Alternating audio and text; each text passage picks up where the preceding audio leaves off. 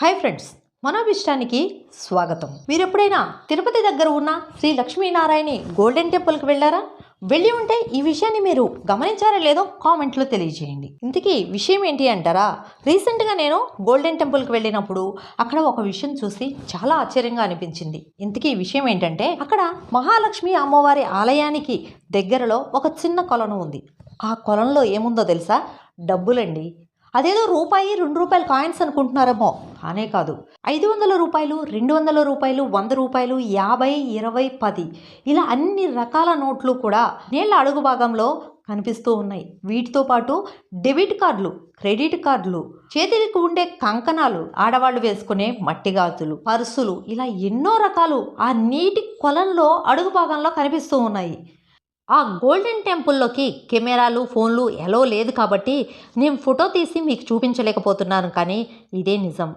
నాకు అనిపించింది, ఏంటి ఈ రోజుల్లో కూడా ఎలా చేస్తున్నారు? డబ్బుల్ని నీళ్ళల్లో వేస్తే తడిచి ఆగమై వృధా అయిపోవటం తప్ప ఉపయోగం ఏంటి అనిపించింది.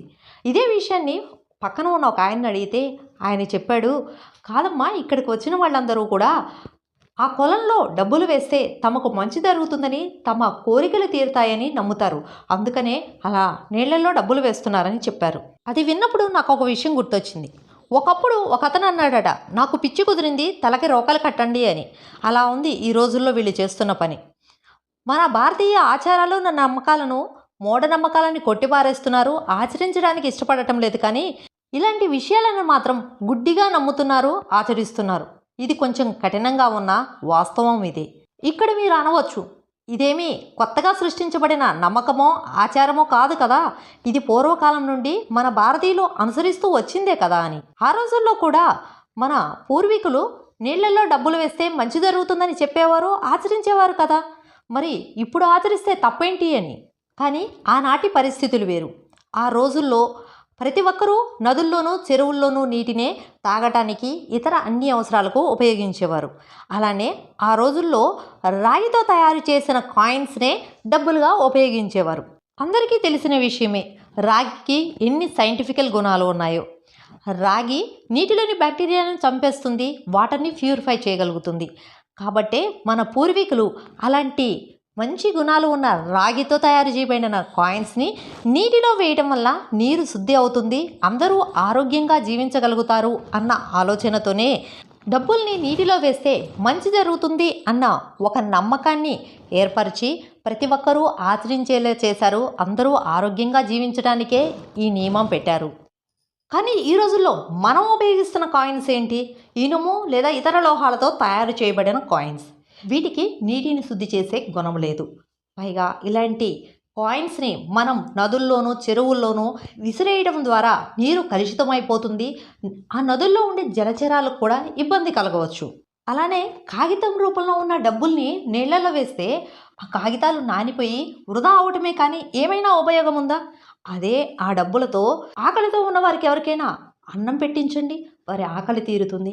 చదువుకునే పిల్లలు ఎవరైనా ఉంటే వాళ్ళకి అవసరమైన పుస్తకాలు, పెన్నులు కొనివ్వండి, వాళ్ళ అవసరం తీరుతుంది. లేదా ఏదైనా అనాథాశ్రమంలో ఆకలితో అలమటిస్తున్న చిన్నారులకు పాలు, పండ్లు కొనివ్వండి, వాళ్ళ ఆకలి తీరుతుంది. అలా మీరు చేసే మంచి పని వల్ల వాళ్ళ అవసరం తీరటంతో పాటు మీకు తృప్తిగా అనిపిస్తుంది. నిజంగా ఆ భగవంతుడి అనుగ్రహం మీకు కలుగుతుంది. మన పెద్దవాళ్ళు చెబుతూ ఉంటారు కదా, మానవ సేవే మాధవ సేవ అని. మరి అలాంటి మంచి పనులకు మీ దగ్గర ఉన్న డబ్బులు ఉపయోగించడం వల్ల మీకు మంచి జరుగుతుంది, కానీ ఇలా నీళ్లపాలు చేస్తే ఏమొస్తుంది? ఒక్కసారి ఆలోచించండి. పెద్దలు చెప్పిన ప్రతి మాట వెనుక ఒక అర్థం ఉంటుంది. ఆ అర్థాన్ని వదిలేసి కేవలం ఆచారాన్నే పట్టుకుంటే అది గుడ్డితనమే అవుతుంది. మంచిని స్వీకరిద్దాం, అసలు ఉద్దేశాన్ని గౌరవిద్దాం. ఈ వీడియోలో చెప్పిన అంశం ఎలా అనిపించింది కామెంట్ చేయండి. అలానే మీరు ఎప్పుడైనా గోల్డెన్ టెంపుల్కి వెళ్ళినప్పుడు నేను చెప్పిన ఈ కొలను చూస్తుంటే దానిపై మీ అభిప్రాయం ఏంటో కామెంట్ చేయండి. మన ఆచారాలు, నమ్మకాల వెనకాల మీకు కారణం తెలియని అంశం ఏదైనా ఉందా? కామెంట్ చేయండి. నెక్స్ట్ వీడియోస్లో దాని గురించి కూడా వీడియో చేస్తాను. మరి ఈ వీడియో మీకు నచ్చినట్లయితే లైక్ చేయండి, మీకు తెలిసిన వారందరికీ తప్పకుండా షేర్ చేయండి.